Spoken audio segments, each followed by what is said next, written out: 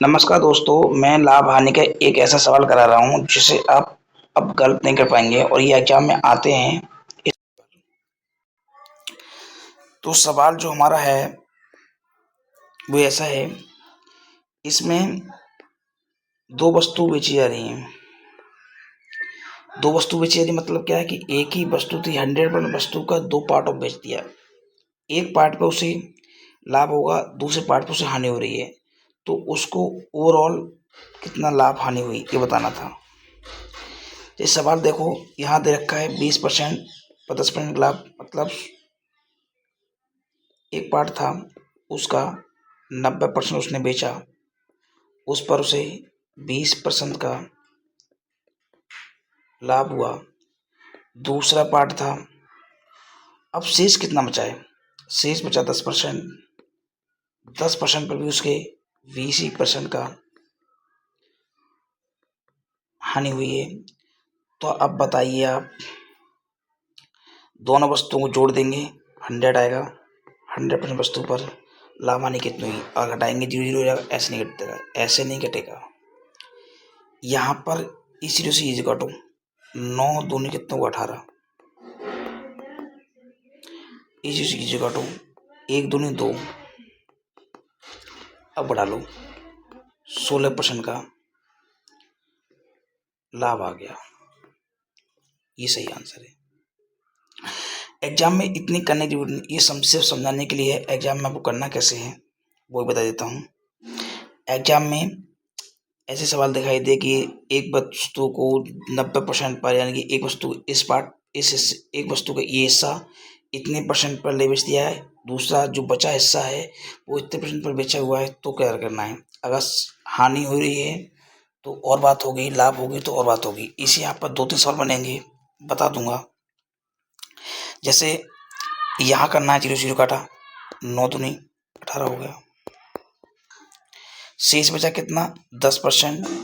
यहाँ पर सवाल यही है कि शेष निकालना है आपको। ये 2% अब घटा दोगे, 16% का लाभ हो जाएगा और आप सही हो जाएंगे। दूसरा सवाल देखते हैं इसी तरीका। सवाल ये देखिए, इसमें कह रहा है कि 60% पर 30%, 60% वस्तु बेच दी है आपने, 30% का लाभ कमा लिया, तो यहाँ से निकालने 18। शेष 60 बेच दी, 40 बचेगा, 0 0 गया, 16 बचा कितना? 2% का लाभ हुआ। ये ठीक है, यहाँ पर 2% का लाभ होगा। खत्म। आगे देखते हैं सवाल दूसरा। एक सवाल और देखिए, यहाँ दे रखा है 70% वस्तु बेचती, 30% लाभ हुआ, तो ये जो 7 21 और शेष कितने बचे? 30%। वस्तु बेचने पर 30-40% की हानि होती है। अच्छा, तो ये 0 से 0 हुआ, 12, यहाँ से 12 बचा। ओवरऑल कितना बचा? 12 में से 21 में से 12 घटाएंगे तो 9 बचेगा, तो इसका 9% लाभ आएगा।